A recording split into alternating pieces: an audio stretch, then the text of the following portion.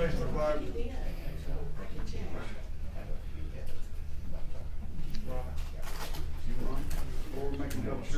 Let's stand. We'll get started tonight. Yes, thank you. We'll start with a word of prayer. Lord, we're thankful for this day that you've given us, for the blessings that we have in you. We're thankful for the blessings of our nation that you gave us, for the liberty that you gave us, for the freedom that you gave us. We pray, Lord, that we'll be good stewards of what you've entrusted us with. We pray for our leaders, that you will give them wisdom, that you'll direct their thoughts, their paths. We pray for our military tonight, that you will be with them, that you'll keep them safe from harm as they defend our freedom, our country. We pray for our law enforcement tonight, Lord, that you'll also protect them as they do the good work. Lord, we pray that you'll guide us in our life. In Christ's name I pray. Amen. Amen. Pledge to the flag. I pledge allegiance to the flag of the United States of America and to the republic for which it stands, one nation under God, indivisible, with liberty and justice for all. You may be seated. Come on in, guys. We're still looking good there? Good to go? No, you're not looking good. As good as we can be? You. Okay, what I like to do, Facebook Live out there, start typing in where you're watching from, what city, what town, what parking lot, doesn't matter, start typing in, because we'd like to know, because we're going to have some interaction with you tonight. Also, if everybody here would just turn their phones off to silent, would be greatly appreciated. Otherwise, there's a lot of targets that will be richly available in here. That was a joke, sorry. Sorry to realize it was that tight a crowd here tonight. Okay. We had a pretty busy week, if you didn't notice, last week.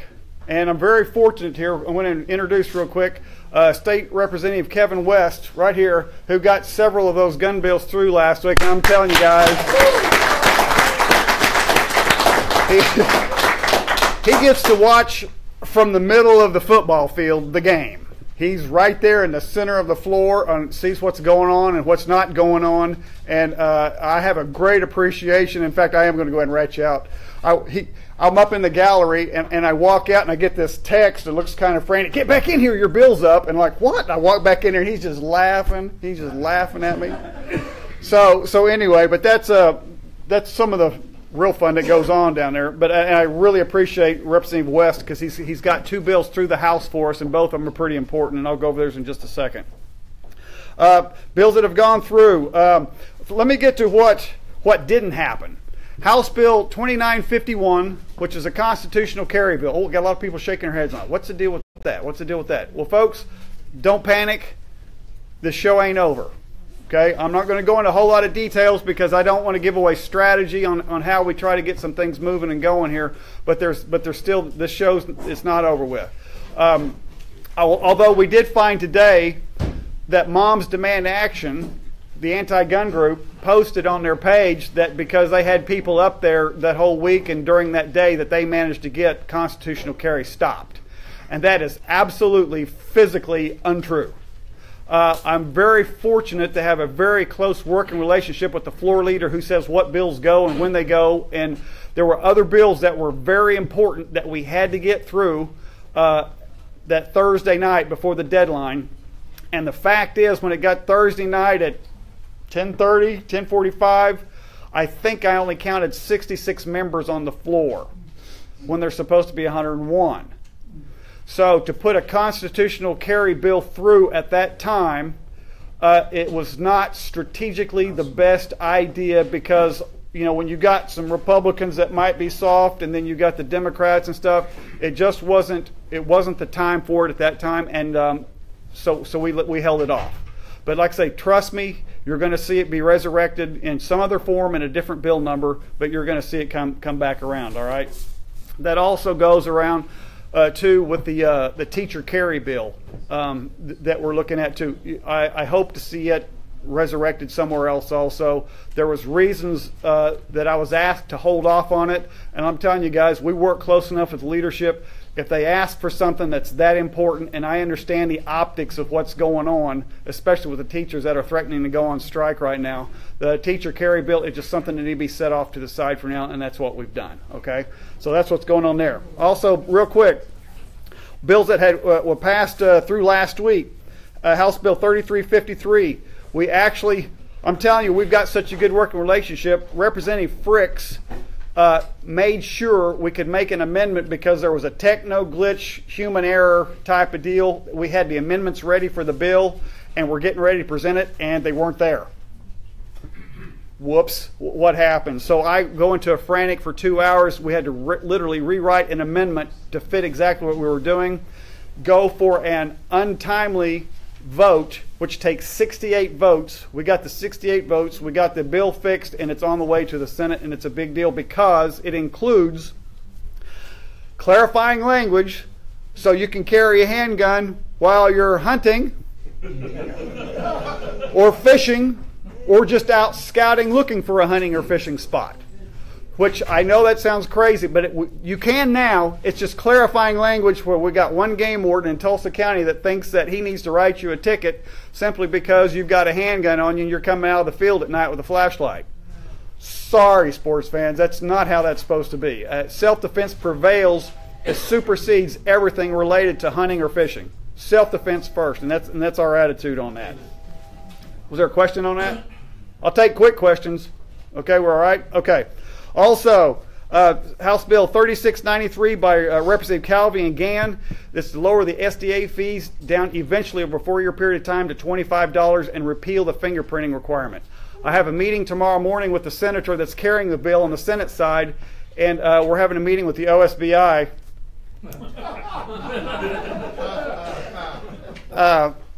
And we're going to probably hear every excuse that we've already heard, but we built into this $250,000 so they can have the money to work on improving the NICS information to get to their, which was one of their complaints that they didn't have the money to do that.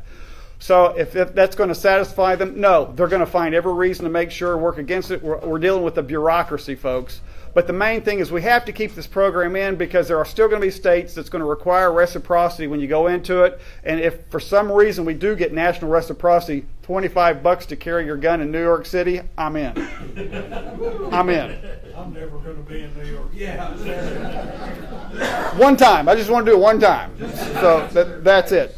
So also, bills that were passed last week. 2713, and the floor leader carried this. Representative Eccles carried this bill, and we got it passed out of the House. It is so, I know this really sounds stupid, so you can have a loaded gun in your car without permission from the government. That's what that is. And it's on its way over to public safety in the House or in the Senate, and who knows what we're going to walk up against there. Also, very important, two bills, Representative Babinek and also Senator Bergstrom passed the Places of Worship bill.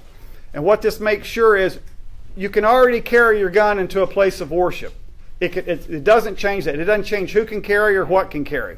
What it does is it extends the immunity for the place of worship so they're not sued out of existence, just like you're not sued out of existence in your own home for defending yourself or for someone else for taking a self-defense action. It might not sound like much, but folks, this is one of those things government has got to get away from a place of worship, and unfortunately we have to literally put the language in to protect the place of worship, and this is how we're structuring it. And actually we're going to need more pastors beating on the phones and saying we want this bill so we can make sure our place is legally protected because we've already got it physically protected. So that's one of the things that we've got going on too. Also, Senate Bill 1158 by Senator Scott. What this bill does, and a lot of people didn't even realize this, but if you're driving down the road and some guy's got a flat tire and he just needs a ride down the next spot, so you get in the car and for some reason you get pulled over by a cop and you're legally carrying in possession of a firearm, this guy that's riding with you, he's got a felony on his record. He's going to jail for 10 years. So this is a felony repeal of a peaceful person who is not in possession of a firearm. And probably what happened is this language was developed before concealed carry went into effect and it's just never been dealt with. We tried to deal with it about 3 or 4 years ago, and it's not a real popular item anytime that a felon might be around a gun. But the fact is, folks, we've had pastors that work with OK2A that literally go pick up felons to bring to church who are legally carrying a gun. That felon does not need to be, we want him in church. We don't want him in jail. And that's exactly where that's going. I get an amen on that? Amen. Amen. That's right. That's right. That's the House voted. Yes, that passed the. I'm sorry, that passed the Senate. That passed the Senate. Let's see. Okay, some of these others are already okay. And I went over constitutional carry. What happened with that? Now, also during all this busy stuff last week, you guys didn't realize, possibly, maybe if you read our Facebook page, but there was a huge success on your behalf through the Oklahoma Second Amendment Association. Because there was this little place called Turner Falls, had a prohibition on firearms inside the park. Well, this is what happened. Don Spencer sends one email, no response. A week later, I send a second email stating basically this is the laws you're violating. This is a suggested language just to change your policy into, which would make it perfectly legal and bring it within the state preemption of the law. No response. Don sends a certified letter. I don't get a response, but I do watch TV. And on TV, it's amazing. Turner Falls reverses a long-time policy of no guns in the park. And it was a 5-0 vote on the board of their directors for that. Because I clearly stated out in the complaint that, look, folks, we're going to come after you individually for each person that says that you can't have a firearm in that park, because you can. And I sent that to the city attorney for the city of Davis, and so I never got a response back officially, but a positive change is a positive change. Yes. So, yeah, yay our side. And we're going to, on our website, we're going to list these types of accomplishments, because last year, it was even funnier than this. The city of Broken Arrow has Balloon Fest. And, you know, they had all these hot air balloons come up, families come out, and they had on their website, no guns allowed. One email on a Friday afternoon before the Balloon Fest, and in 2 hours, the website was taken down so they could change the policy. And all I asked in the email was just, don't enforce it, bring it in compliance with state law, and everything's fine. But that was their response. Great. Now, comes to Scott Fest and Oktoberfest, which is run by the Tulsa River Parks Authority. We're getting to sue the crap out of them. I'm tired of being flipped off by this bunch. And I'm born and raised in Tulsa. And I didn't realize how liberal that place was till I left. It's amazing how that is. So, fair warning, and the reason that we didn't do it this last year was just personal reasons. My dad was in bad health, and there's some things that just got to take care of first. And I knew they weren't going to change their policy anytime soon. I knew that wasn't going to change at all. So anyway, to do with that, the Tulsa River Parks, we're going to be dealing with them directly. Also, we're going to be dealing with the Oklahoma City Zoo. They've got a no-gun policy, same thing. And folks, this is how we do it. We don't get up in anybody's face. My first email is a request to bring their policy into compliance with state law. I show where it's the violation, and then we'll make a suggestion on what they can change it to so it's appropriate. Because like the Turner State Falls, well, they don't want, you can't take a gun in there, a long gun in there to go hunting. So yeah, you're not going to have a rifle in there. But there's no reason why you cannot carry a pistol. That's correct. And so that's one of the things we're working on. The same thing at the zoo. There's probably not a reason for you to be carrying a rifle in there, although around that lion pen might be a good reason. But anyway, but for you to carry a handgun, so we're going to, same thing, make a polite suggestion to the Oklahoma City Zoo, because I have no desire to get involved in lawsuits. I don't have it. But I also have no desire to be walked over either. And I know this for sure, the fact that if you know the law, you're less likely to be walked over. And we've seen this time and time again. Even the reminder from the Norman Music Festival a few years ago. They decided they were going to ban guns, and we said, no, you're not. No, well, there's alcohol and dancing here. I'm like, well, like at the Warren Theater, when I go to a movie, because they serve alcohol in there, and they welcome guns in. We haven't heard of too many problems there. And there's other places. You go to a restaurant, there's music playing, and there's alcohol there too. So, sorry, it's just not going to work for me. And we make it clear too, the consumption of alcohol and possession of a firearm is strictly prohibited, and we agree with that. But I am a person that can go to Oktoberfest and not consume the adult beverages, but enjoy the time and being out there. So there's no reason that prohibition should take place. Also, go back to, you guys may have noticed that little University of Oklahoma decided that they were going to ban pocket knives. And so there's no difference here. You cannot interrupt the preemption of the state that says you can't ban pocket knives or guns in certain areas. So we're going to push back. It's not cheap to do this. Also, we're working with the opportunity to, since Walmart decided to ban the sale of firearms and ammunition to persons 18, 19, and 20, we are going to attempt to work with some people to make sure that their rights to buy remain intact. And I'm not going to go any more detail than that tonight because it's a new thing that's happening pretty quick, but we'll keep you updated on that. I'm sure that might make some news too. Also, speaking of news, Channel 4, 5, 9 at our rally when we're up at the Capitol, it's amazing. Well, they won't come and find us to talk to us, but boy, they'll find them red shirts, won't they? Yeah. So would someone bring me a roll of those stickers up there, Denise, if you would? Next Monday, there's a rally. Thank you. There's a rally for the Moms Demand Action and the anti-gun stuff on Saturday. Folks, don't waste your time. I've been cussed at, talked to by these people. There's nothing there you're going to change. You're wasting your time. All you're doing is going and creating a friction that's unnecessary. They're doing it on a Saturday.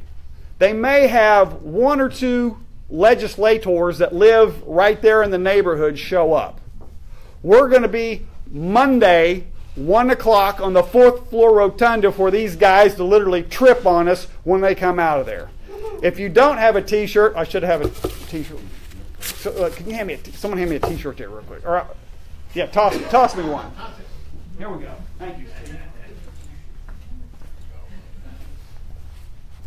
This is the T-shirts that are available tonight here at OK. What's the price on them? Anywhere from 12, 15, and 18, depending on the size. So if it sleeps 6, it's going to be $20. Okay, so if it sleeps 6, it's going to be $20. Smaller than that, the price goes down. Okay, and there are some sleep 6 out there, guys. I know they're right. Oh, yeah. But anyway, I want to thank Steve. Steve fronted and did this because I simply did not have time to. This is OK2A grassroots at its best. Look at this shirt, guys. Look at that. Oh, yeah. Look at that. Is that showing up pretty good there? Look at that. Available here at the meeting. Guys, make sure you leave with one. And if people that show up for the rally, if you don't have time to get a T-shirt and not one's available, we're going to put one of these on your lapel, just like this. And also, we're going to work. In fact, I could probably talk Representative West into this. Introduce us on the. He'll introduce us from the House floor. That Second Amendment folks are here, and we can stand up and be acknowledged in there. And we'll try to do the same thing in the Senate. So to let them know, because all these red shirts running around down there, and they think they're having victories. And in fact, they are on some of it. The fact is, because we haven't getting some stuff out of the Senate has just been a joke. In fact, the Senate Public Safety Chair, his father had passed away, so he was gone for 2 weeks. So the Vice Chair, which is Senator Shaw, who has a D+ rating, decided not to hear bills, and that's how you kill bills, just by not hearing them. And so we need to go up and remind him, plus the other 4 guys that in that committee that continue to just vote poorly, that we want our rights restored to what they were supposed to be, and they should have never been taken away. Now, when we do this, yeah, that's right. When we do this, I'm going to reiterate, just as polite and kind as you can hear me talking right now, that's how I expect you to deal with them. There is absolutely no reason to be hateful, ugly, for any purpose. It will leave that for the Moms Demand Action and that group, or any other group. Because when you walk in there and you've got that sticker or this shirt on, just like this, they're going to directly associate you with me. And they know I don't talk to them like that. And there's been times years ago, in fact, we've got some people that could tell you, that there's been some people that have gone in and thought that they could just yell and scream and demand, and they assumed that they were with us. And so it took a long time to get to realize that that's not how we operate. So whether it be an email, a phone call, or in person, you be as nice and as kind as you can be, and I expect nothing less from you. All right? So there. You got that going for you. Oh, yes, sir. Question. You've been listing off some successful bills you have had passed through, and we appreciate that. But I'd kind of like. Okay, I hear the but. I'd kind of like to know what they were successful at stopping. In their mind, they said they stopped constitutional carry. That's what they were on the web. That's what we put up today on the Facebook page. That they stopped constitutional carry because there were 8 or 9 of them sitting up in the gallery for 13 hours, and that stopped it. Well, the fact is, no, that's not it. I mean, we could have. I was given the option to do it, and with nope, because just trust me, folks. It was better for it to go like it is. It's going to reappear. It's going to reappear. The only thing that they No, what else was there, Kendall? School carry, yeah, teacher carry that they do. Can't have any, because we found out today there was a gun in the school, and it sure didn't stop anybody except the perpetrator. Yeah. That's all. And it's amazing when you've got law enforcement or a person prepared. The difference is between Baltimore and Florida. Yeah.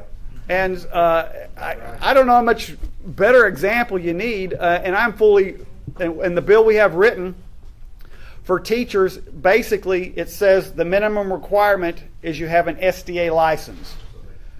Because right now you have to be an armed security guard or a commissioned officer. That's under current law. This will bring that down to an SDA license, which is what we've had in private schools, because we've got a guy here that even voted on the bill back in 2013 that private schools could do this. And have you heard any problems from the private schools keeping security in their? It's amazing how that works, isn't it? It's amazing how that works. So, but that's the minimum standard. If the school says, well, we want you to have your SDA license plus 8 hours of trading, working with our sheriff, fine, perfect. Got no heartburn on that at all. But we've set that because we've got some rural schools that are begging for help, and which, by the way, there's a school down by Sand Springs, called us, contacted me, and they said, Don, we want one of them signs that says if you come on our property, this public property, with a gun, that we have educators here that will respond.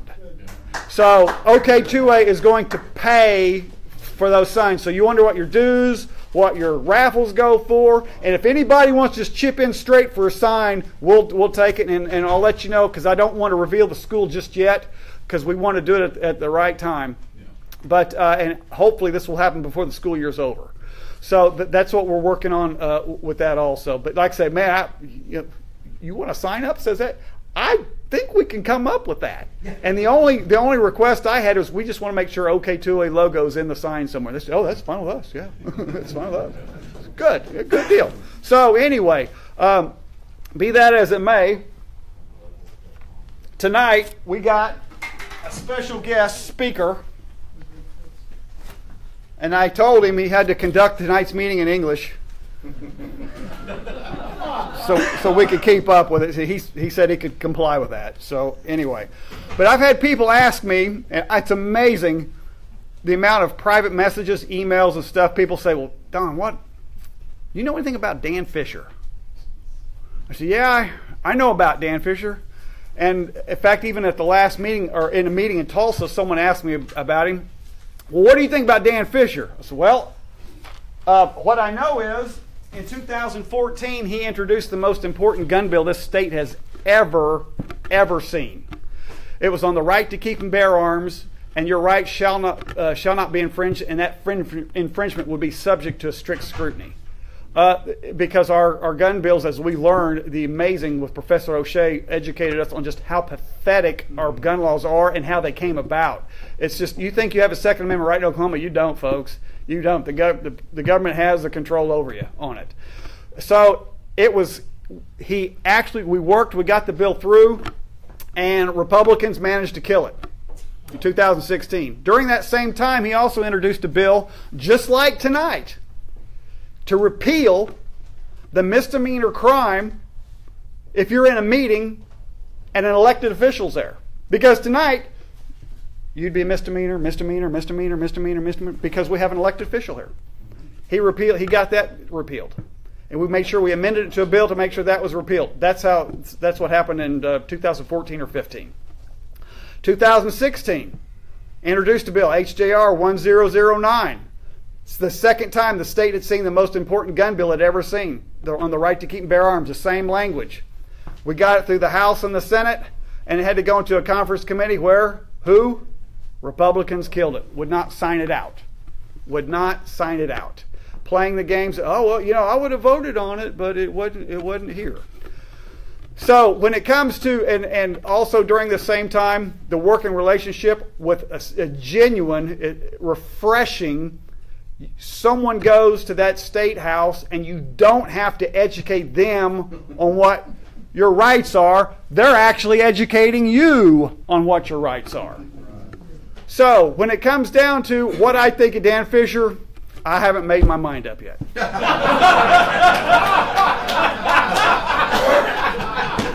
Tonight, I'm just stating facts.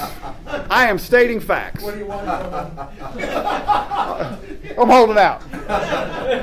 I'm just stating facts because, like I say, Dan, when he was in the House, he acquired firearms that tonight you will be drooling over, because I'm going to take just a small bit of his thunder. You're going to see the AR-15 of the Revolutionary War. You're going to see that tonight, and he's going to present that tonight. And I'm telling you, it's been great to have the working relationship with him. He's also been acknowledged, and it was our Legislator of the Year in 2016, and also the Patriot Award back in 2014 or 15. So if you want credentials, folks, that's the best I can do for you. If you like an honest assessment. So anyway, at this time, I want to recognize former state representative, Pastor Dan Fisher. All right. You bet.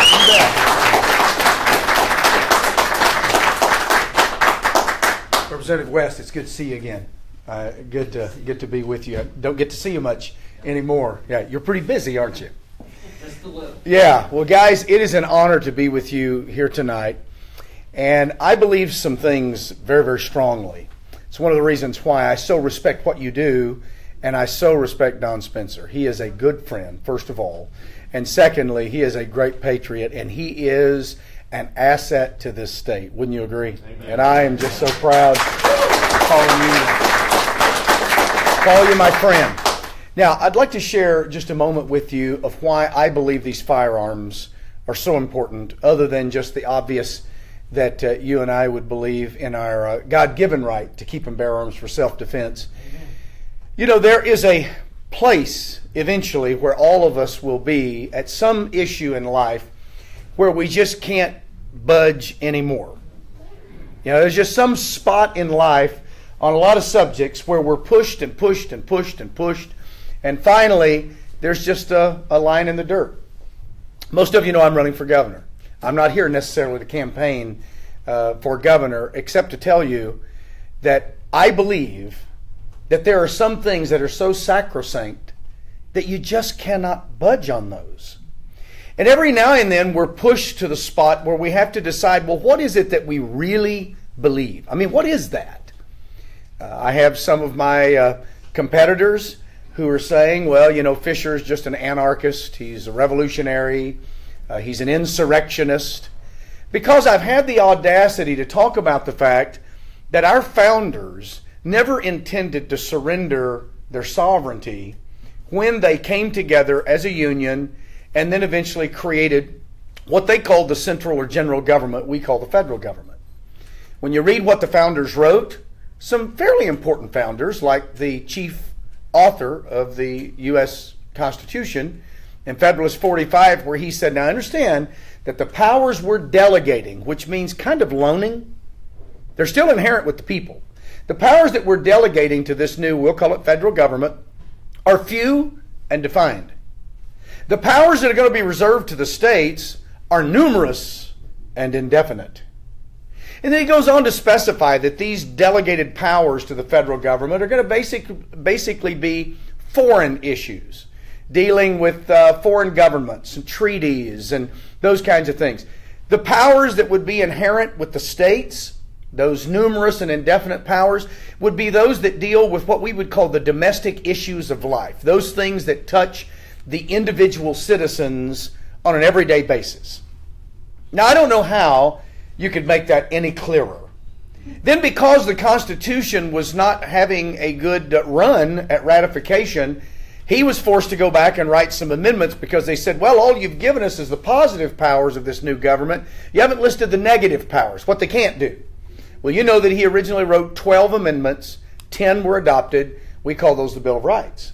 The last 2 of those specify that in case anybody is concerned here and we're not clear, any powers that are not explicitly delegated to the federal government are the purview of the people and the states. Now, unfortunately, over the years, at least many, have ceased to believe that. We believe that we've abrogated basically all of our sovereignty to the federal government.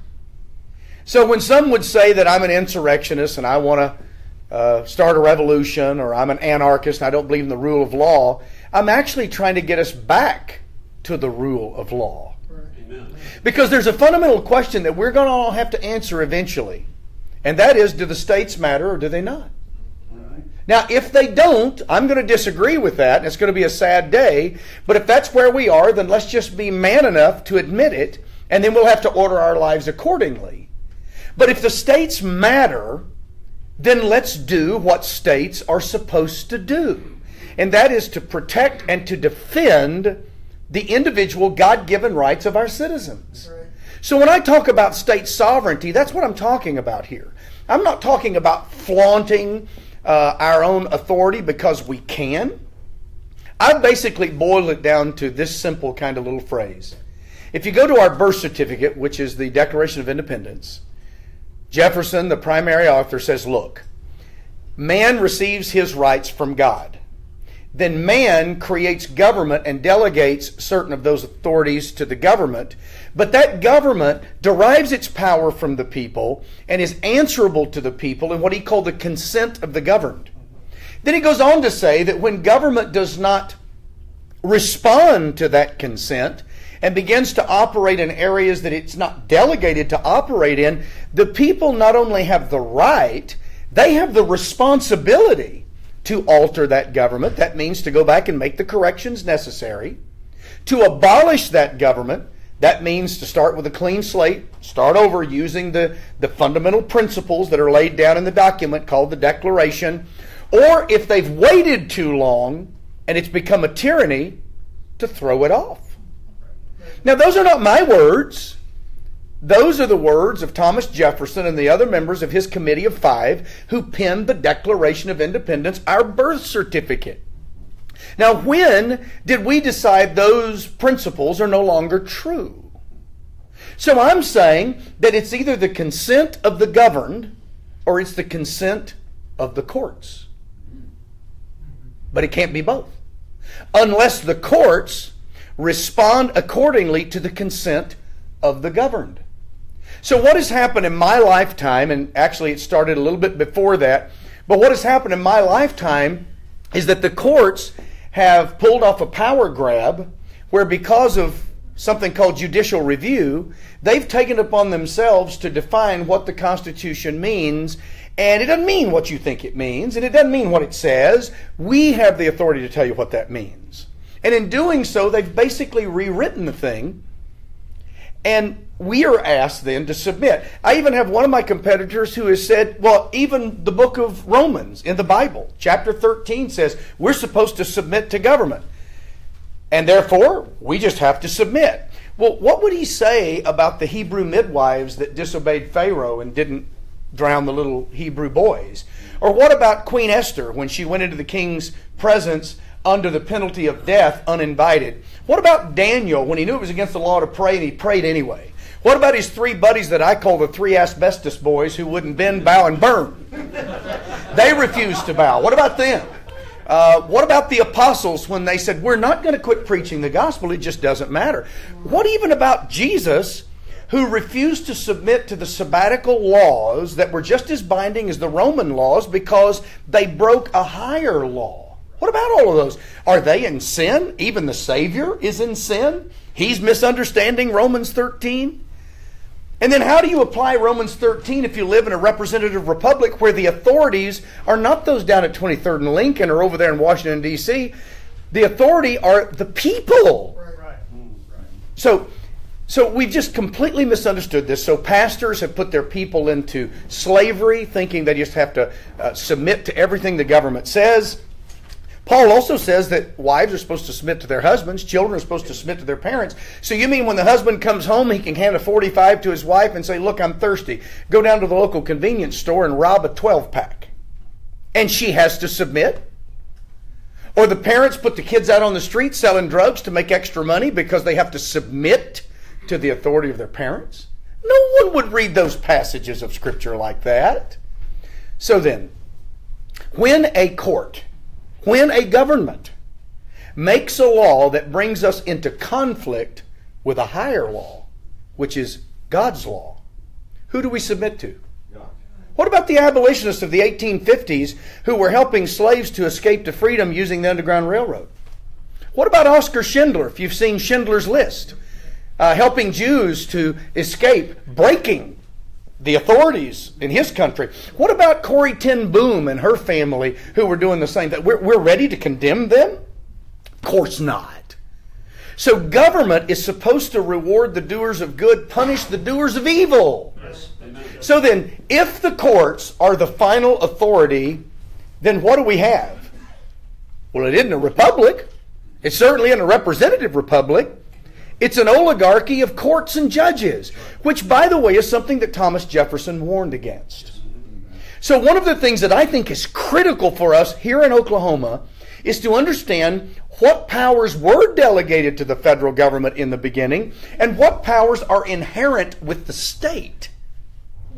We've all just rolled over for so long, not necessarily those in this room, but generally as citizens, we've rolled over so long and said, whatever you say is the law of the land. When did courts start making laws to begin with? Our own governor has said it. Well, now it's the law of the land. As if courts all of a sudden are lawmaking bodies. So when will we stand up and say no to a whole host of things? We legally amend our state constitution. The Supreme Court says, oh, no, we don't agree with that. And they come along with a stroke of a pen and rip it out. Well, if they can rip out how the citizens said in Oklahoma, we're going to define marriage, what other parts can they rip out if they so desire? The courts come along and say, oh, you can force Americans to buy health care against their will. But we're going to take that? The courts say, Oklahoma, you must allow babies to be murdered within your state borders. You must do that. They have the authority to do that. I mean, is there no place where we Oklahomans are willing to draw a line and say, no, we're not going any further. This is unconscionable. This is immoral. We're breaking higher laws. And the answer is simply no. Now, you don't have to go to war to do that. In history, states have actually done it. For instance, Wisconsin in the period after 1850 when the Fugitive Slave Acts were passed said, no, if a slave makes it to Wisconsin, they're free. South Carolina said no to the tariffs of abominations. No. There is a time when free people have to exert that freedom and say no. No. So that's what I'm running on. If you were to ask me, Dan, what if the Supreme Court said, because of the shooting down in Florida that's getting all this coverage and all these other things, what if the Supreme Court said it's illegal now in America to own firearms? What would you do as governor? Well, I can tell you what I wouldn't do. I wouldn't turn mine over. And I wouldn't lead you to do the same. That would not be my response. Now, here's why. Here's why. It's not because I want to defy somebody. It's not because I don't respect authority or the rule of law. It's because I have an unalienable right from God, and so do you, to own, to keep, and bear firearms for your protection, whatever that protection needs to be. Amen. And therefore, that's not a law that I would submit to. And then we'll just let the chips fall where they may. I don't know about you, I'm not going to submit to that kind of unconstitutional, unreasonable, and ungodly law. So what I'm saying here tonight is, though we are not insurrectionists, we're not anarchists, we believe in the rule of law. Listen to all the laws that Don's been talking about here. We must also decide, how far are we willing to go in surrendering our rights? How far are we going to go? Now, this is why I brought these items with me tonight. I'm holding, first of all, some of you may have seen it, but if you haven't tonight, before you leave here, you need to hold this. This is a musket that was carried by a private named Isaac Cook. He was part of the Massachusetts militia. This musket was in an order that Benjamin Franklin arranged with France, and there were about 15,000 of them that came over and arrived here 3 months before Lexington and Concord. That was on April the 19th, 1775. Now, this is a 63-64 vintage, because what the French did initially is sold us their parts.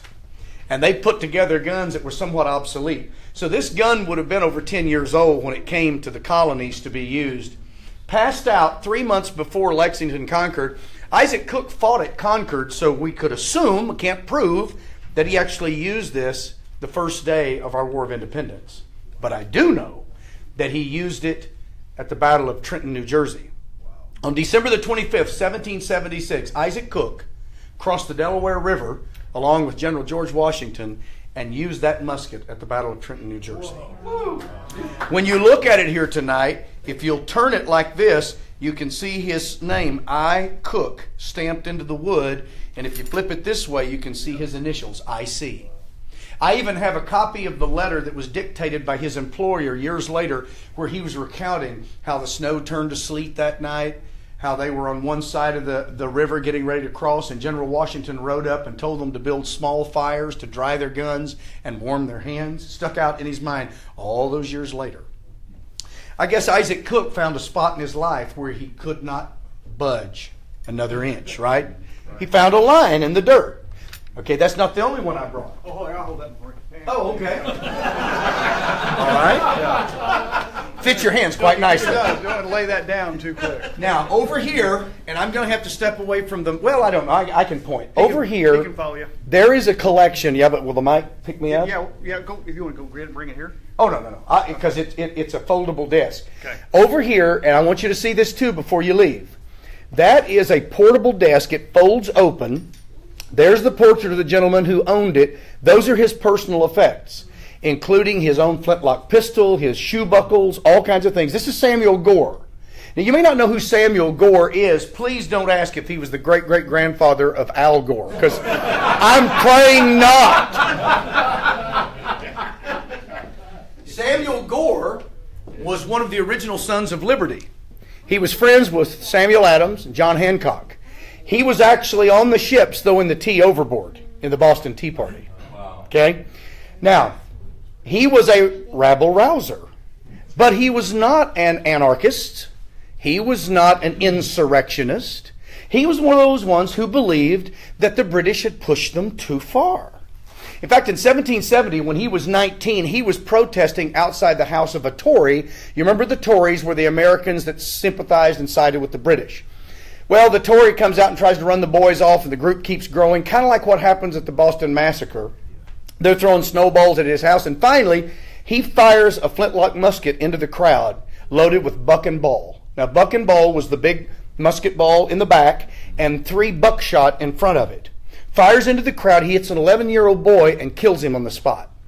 Samuel Gore was hit in the hand and in the thigh with 2 buckshot. Well, living in Boston, the most famous doctor was a man by the name of Dr. Joseph Warren. Joseph Warren was also the president of the Provincial Congress of Massachusetts, was one of the militia commanders at Bunker Hill, and was killed in that battle. And the famous painting by John Trumbull of the Battle of Bunker Hill shows the moment that Dr. Warren was killed, and they're holding his body. And so he was very prominent. in our fight for independence. Well, they rush Samuel Gore over to Dr. Warren's house to get these buckshot removed. Well, the gentleman who owned this collection for about 10 years was going through all the effects one day and was pulling out the individual drawers inside of this desk and found this little hand-carved casket with the lid on it. Now, the lid's over there that slides on and off. And he thought, well, I've never noticed that. So he slid the lid back, and he found the 2 buckshot that Samuel Gore had kept his entire life that Dr. Joseph Warren had pulled out of his hand and his thigh. Isn't that amazing? So tonight, before you leave here, you might want to hold those 2. I guess Samuel Gore had found a place in life where he just had to draw a line in the dirt and say, you know what? Those who respect law must also defend right and wrong when wrong is being forced upon you, right? Right. Okay, one last story. I also have, this is the newest acquisition. Don's never seen this, so he's going to want to put that one down and hold this one, I guarantee you. Okay, this is not a French musket. This is American-made musket. It's a little different from that one. It doesn't have the barrel bands that one has. This one was owned and carried by a man named Adam Miller. Adam Miller was involved in the Battle of Oriskany, New York, August the 7th, 1777. Now, in that battle, the American troops were fighting the Indian tribes that had allied with the British. And because of that, they were fighting guerrilla warfare style and hand-to-hand. Well, during the fighting, Miller noticed that his commander had been captured by the Indians, and they had taken 2 bayonets and had driven them through both thighs and pinned him to the ground, and were probably going to torture him to death later on. So Miller runs up into this group, uses his flintlock and knocks them away, reaches down, pulls the 2 bayonets out of his commander's thighs, throws his musket down, and helps drag his commander to safety. Once he is finished, he goes back and picks up his flintlock and continues to fire away for liberty. When the battle is over, he carves his name into the stock, which you will be able to see, plus the word Oriskany. He misspells it because he spells it phonetically. So, like, for instance, he ends it in N-E-E when Oriskany actually ends in N-Y. And then he writes 1777 carved into this stock. Now, why did he do that? Because obviously that fight was a pivotal moment in his life. And he wanted to remember it and commemorate this musket. So I guess you would say that Adam Miller had reached a place where he had drawn a line in the dirt and said no more. He was not an anarchist. He was not an insurrectionist. We would call Adam Miller a patriot because he believed that there's a higher law than what may be human law on this earth, and that when human law violates a higher law, we not only have the right, we have the duty to stand up and say no. And friends, that's one of the reasons that I'm in this race. I am in this race because I believe that it's time for some states, not in anarchistic fashion, not as insurrectionists, to actually use the rule of law to stand up and say no. That's a powerful concept. No. What if we don't? What if we don't? What if we just keep doing the same old, same old? And we keep electing people to represent us who keep folding over and bending, and every time the feds say jump over there, we jump. Every time they say you can't do that, well, okay. And every time you can't do that. What's going to happen? What's going to be the end result of that? I can tell you. We'll basically be the federal district of Oklahoma. And our state government will just be a facade. We'll spend $16 billion a year to run it. But it can only do what the feds tell us we can do. And it won't dare try to do what the feds say you can't do. Because we have so allowed them to overstep their bounds. Here's what Thomas Jefferson said. He said to take a single step beyond the boundaries thus drawn would open up a field of power no longer susceptible to definition. Now, what are the boundaries that he was talking about? Article 1, Section 8, the enumerated powers in the U.S. Constitution. Unfortunately, by redefining what it means to say necessary and proper, and by redefining the 14th Amendment to say something it never intended to say, and an invented doctrine called the incorporation doctrine, and by the power grab of judicial review, why, we've let them to take more than a single step. We've allowed them to run. One illustration, I'm done. I want you to imagine with me two football teams. Football team A, football team B. Football team A is the home team. Football team B is going to go play team A on their home field. It just so happens that the refs prefer that team A win. So team B is already at a distinct disadvantage. Have you ever seen a group of refs lean one way or the other in a game? Of course you have. And it's caused you to say a lot of naughty things that you had to ask for forgiveness for later, right? Okay. But we've got a bigger problem than that. It isn't just that the federal courts, obviously that's who these refs represent. It's not just the federal courts leaning toward the federal government, wanting them to always win. But what if these refs also take upon themselves the power to change the rules when they see fit, even while the game's being played? So let's just say that Team A, Team B are really slugging it out, and Team B has a crucial third down that may actually turn the game. 1 foot to go. They dig into the dirt and they give it everything they have, and they make just a little more than a foot. They're all high-fiving. Whoo, we got a first down. The ref walks up and says, 4th down. Everybody on Team B says, whoa, wait. We made the necessary foot and then a little more. And the ref says, well, I'm sorry, but just a while ago, we refs met in conference, and we decided now that a first down is 11 yards. And you didn't make the necessary 11 yards. It's 4th down. Would any of you want to play in that game? That's judicial review. That's what we have allowed the federal government to do to us. So, do I want to fight the feds? No. Do I want to stand up as one state and face that fury? No. But it doesn't matter what I want to do. I'll bet you Adam Miller didn't want to fight at Oriskany.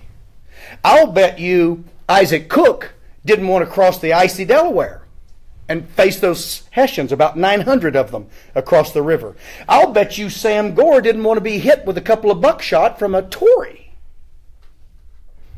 But sometimes we do what we don't want to do because it's the right thing to do. So that's why people like you are so important, why people like Don are so critical. It's why I'm in this thing. It's because it's time to draw a line in the dirt and say, no. No. You don't have that authority. So, that's where I am. I hope that's where you are.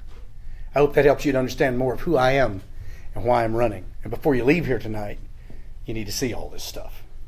I have Fisher stuff over here. I even have some Black Regiment stuff because everywhere I go, people say, hey, you got to get Black Regiment books. If you don't know who that is, come see me later. I'll give you all that.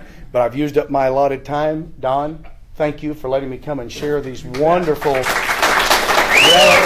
God bless you all.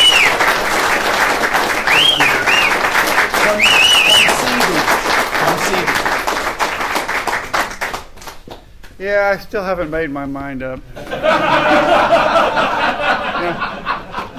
Only shows up with 2 muskets from the Revolutionary War and other artifacts that, I tell you, just make sure you hold one of those weapons, because I assure you the British were saying they should not be having such an advanced weapon. We have to go and take them, and actually we're going after the ammunition.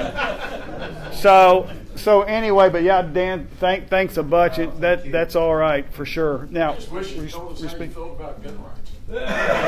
yeah, I haven't asked Dan specifically, but for 8 years I've asked our current governor in the state to mention Second Amendment rights and its importancy, and it never happened.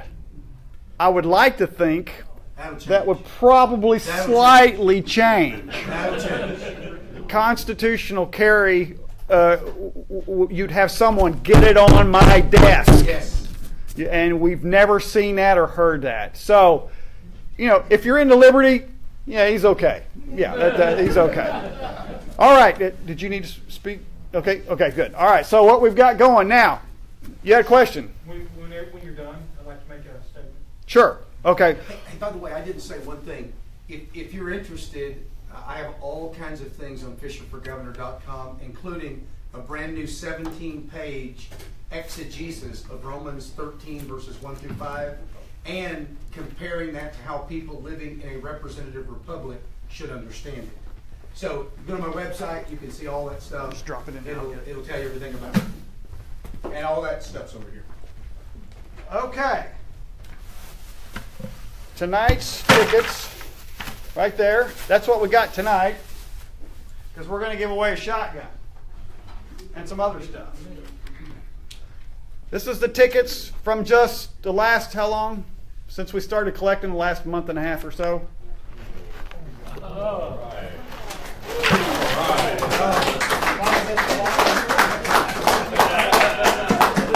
Well, how about it? I won.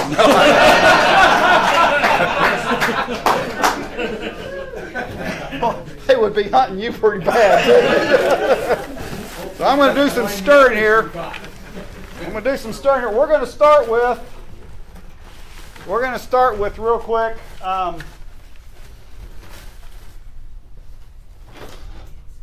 We're going to give away a knife for starters with. Now, you guys on Facebook Live, be paying attention. Let's don't cut ourselves yet, Don.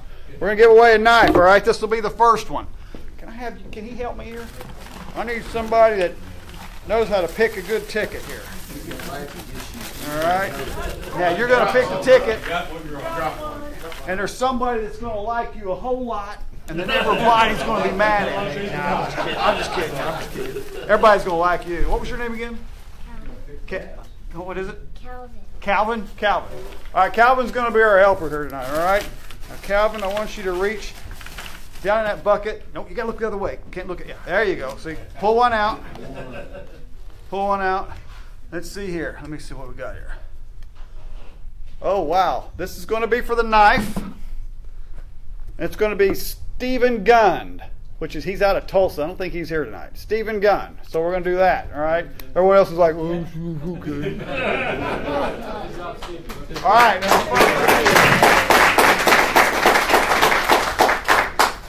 Now, has someone got us up on Facebook Live? Because I want to see if we can see if you can pop that up, because we want to get the Facebook Live people. What? You want me closer? Oh, show them? Okay, folks. We're doing something different. I ain't even told you about this. You can tell what that is? That's a troy ounce of Trump. 1 troy silver ounce of Trump. You want me closer? Wow. Like that? Right there? That's a troy ounce of Trump. 1 ounce pure silver. Okay? Now, it's a trivia question. It's not a drawing. I've been educating you guys for years, and this is why. If someone here can answer, or on Facebook Live, if we can monitor, we hopefully got people watching, Facebook Live, here's the question. What year was the criminal court ruling in the state of Oklahoma that said a person could not have a gun on their own front yard, and that also the state legislature could outlaw the ownership and possession of a pistol? What year? 1971. 1913. 1907. Roger's got it right. Stand up, Roger. Yell it. 1929. 1929 is correct. That's Oklahoma. This is what Pastor Dan's been telling you. why we submit to these judicial tyranny, but it's crazy. But you've heard me beat this up, folks. It's real. The state legislature, under current rulings, can still outlaw the ownership and possession of a pistol. And we learned that because of the bill he was running. We were just dumbfounded how pathetic that is. So, Roger, I'll keep this for you. I'm just kidding. There we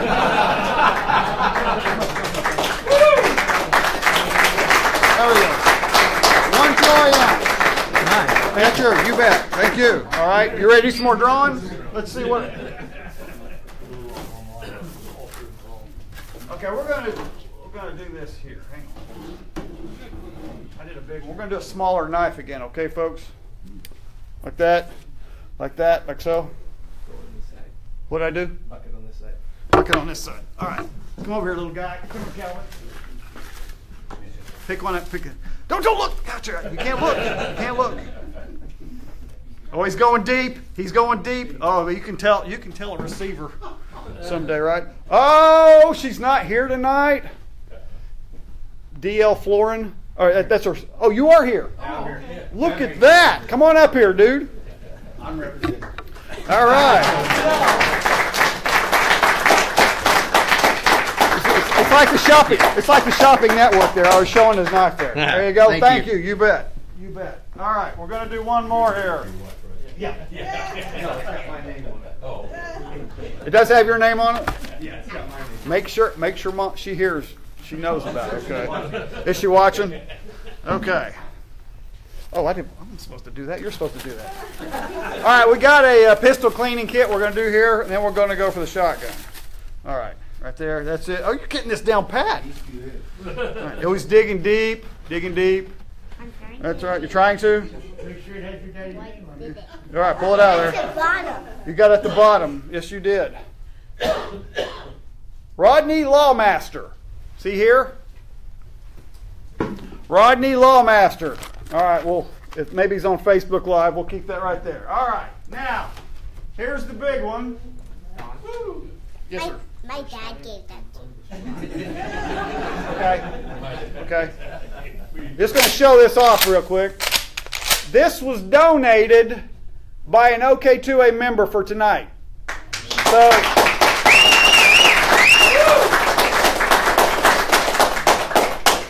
any other persons that would wish to further along OK2A, this is how one of the ways you can do that. Okay, besides being a member, because folks, this is not a free. We're not a government agency. What you see is what you get. This is what we got going. We're not Bloomberg's. We don't have $300 million like the Mama Demands Actions and can show up in air-conditioned buses and have lunch paid for and all that kind of stuff. This is the type of things that help. So we'll go ahead and do this real quick. My guys, draw deep. Draw deep. That's it. Go in there deep. Just pulls it back out. Okay. Same guy, Stephen Gunn. He wants the one the knife, also won the shotgun. Now,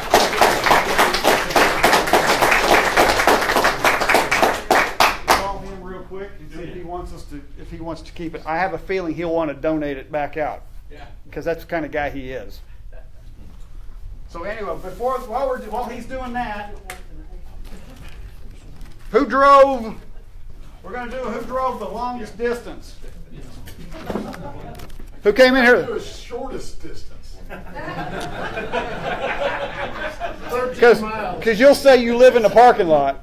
That's what'll happen. I live exactly 1 mile that way. I know we got a Claremore. It's 1,000 miles to El Reno. I just want to He'll be a great governor, huh? Okay, we got Claremore. Who came farther than Claremore? How far is Claremore? 140 miles. 140 miles. No? Drove in from Phoenix Sunday. Does that count?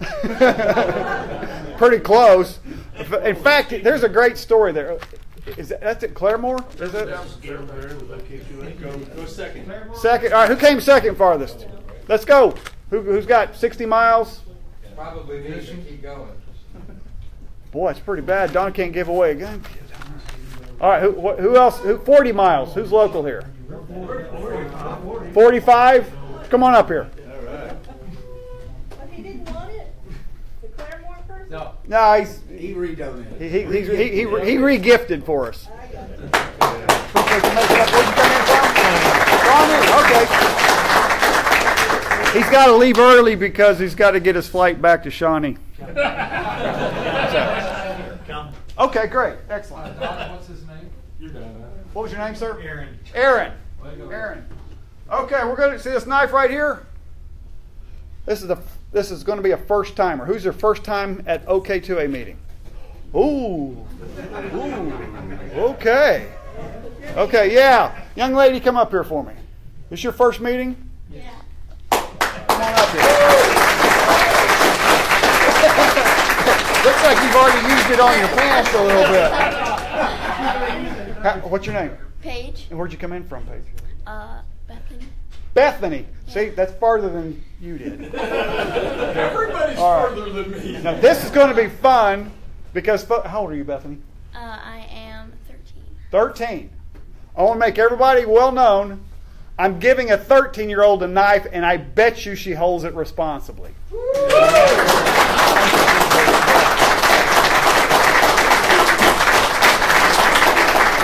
we give it away? No, he wants to keep it. He wants to keep it. Okay, gotcha. Okay. No. And the funny thing is his name's Gun, G-U-N-D, want a G-U-N. Or actually, S-H-O-T-G-U-N. So anyway. Okay, let me see what other notes I've got here. Okay. Monday, 1 o'clock, the state capitol. Take time off work. And I know it's a burden, but folks, it's only your rights. It's only your liberty. That's all it is. And so when people, I got to work. I know people have to work. I know it's a pain. It's not convenient. It's not. But we have to make a strong impression because I assure you the media is going to be all over a Saturday afternoon event outside, and they're probably going to have trouble stumbling up to the fourth floor to watch what we've got going on. We'll have several legislators speaking at the event, and then, like I say, afterwards we'll go over to the house and we'll get introduced. But meanwhile, come up early. Come up that morning, make a day of it, and we'll go and we'll have some stuff for you to pass out so you can go to a legislator's office. You go to your legislator's office and say, thank you for your support, or sorry, you ain't cutting it. What's the deal? And be polite about it, but be just about that blunt. So anyway, that's what's going on with that. Do what? Oh, yeah. Well, you can carry one of these into the Capitol, but you can't carry one of these into the Capitol. So leave it out in the parking lot. I'm working on it, folks. We're working on Capitol carry. We're working on it. But that's because if you can in Missouri, you can in Kansas, you can in Texas, and we all know those people are much better behaved than we are, right? You're right. Yeah. So anyway, any other questions tonight?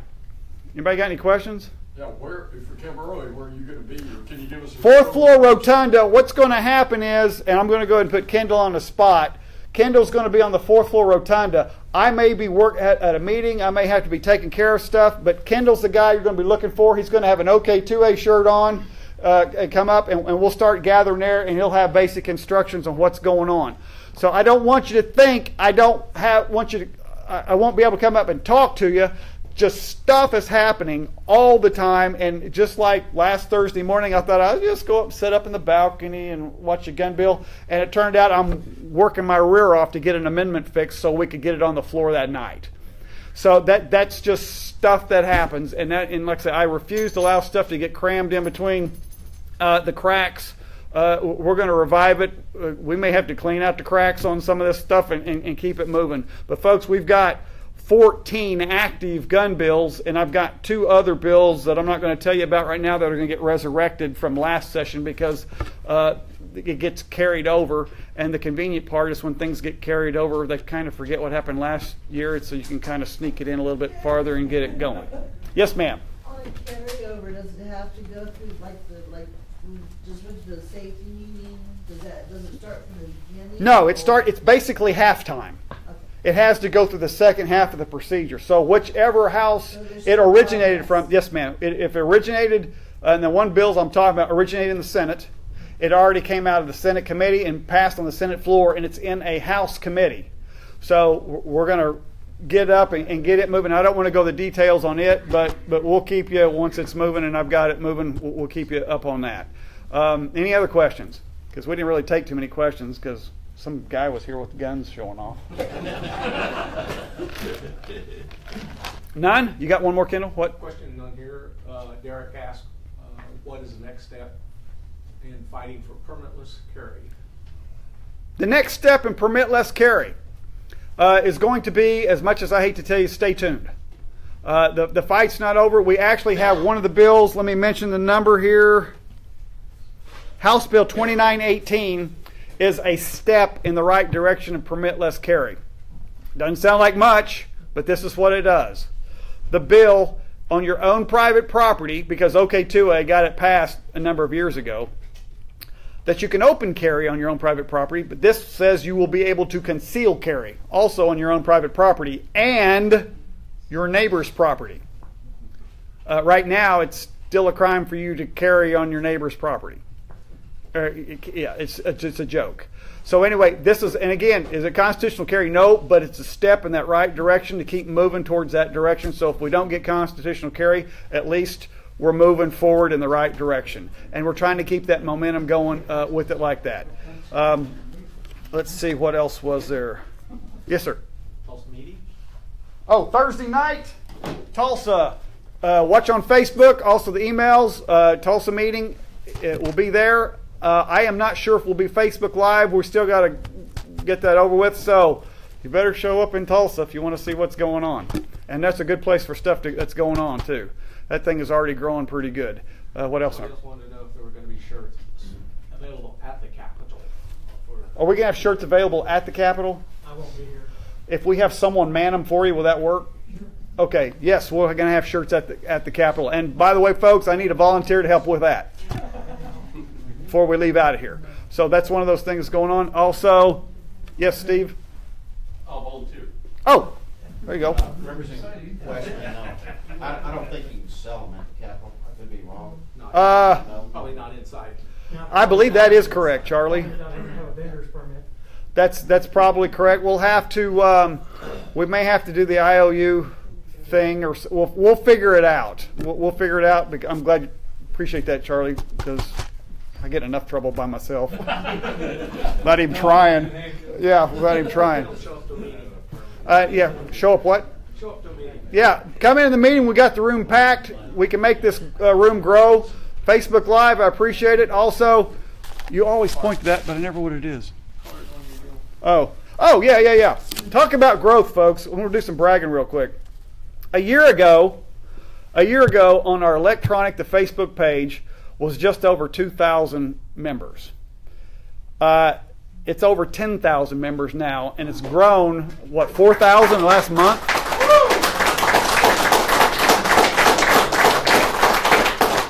Our main page has got over 8,200 from it's basically more than doubled from a year ago. And also, a lot of people don't realize, but I'm also was it executor? What do we call it on Guns of Oklahoma? Administrator. I'm an administrator for the Guns of Oklahoma page, and that's got 54,000 people on it. So we're getting the word out incredibly fast to a lot of people that got no clue what's going on, and they're learning about it. A lot of people that are wanting to stay plugged in, and so we're staying right there. And again, folks, it all takes time. It all takes effort. It takes money. It just takes it all. But again, it's only about liberty. That's all. That's like I said, it doesn't sound like much, but that's all it's about. So anyway, catch us on at OK2A.org. If you're not a member, you should be. If you're not, I don't know why. I have no idea. If for some reason, we still do this too, if you're in a hardship situation, contact me.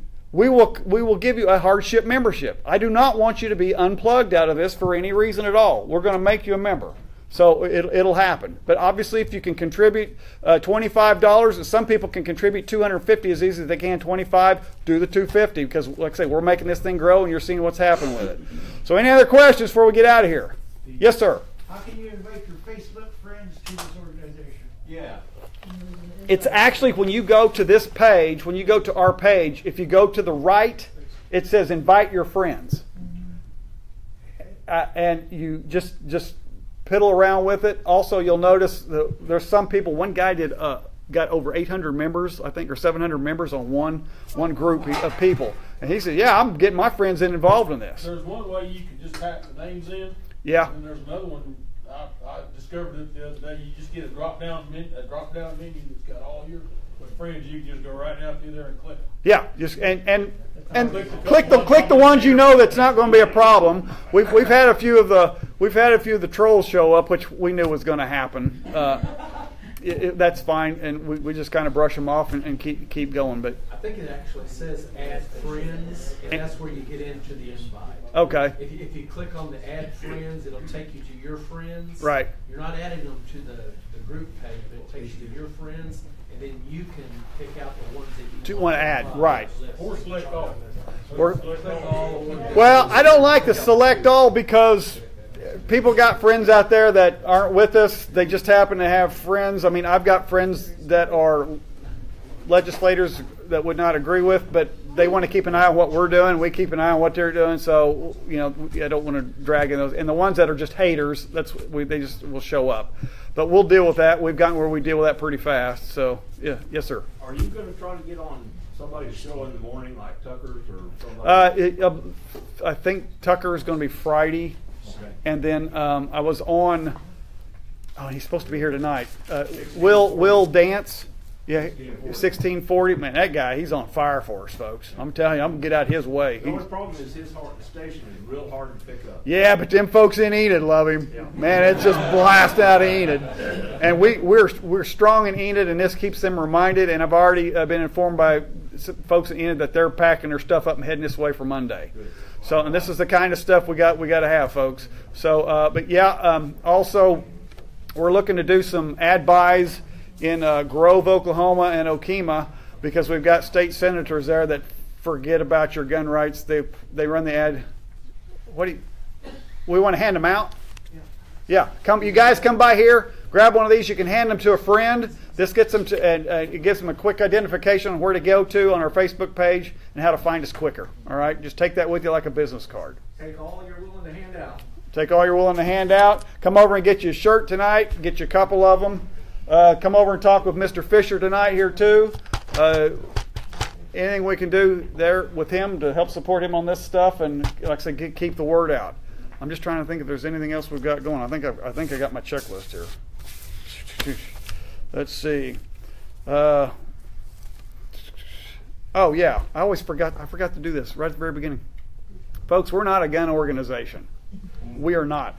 We're a liberty organization that just happens to realize it takes guns to maintain that liberty. Amen. All right, you guys, have a good night. All right? Thank you.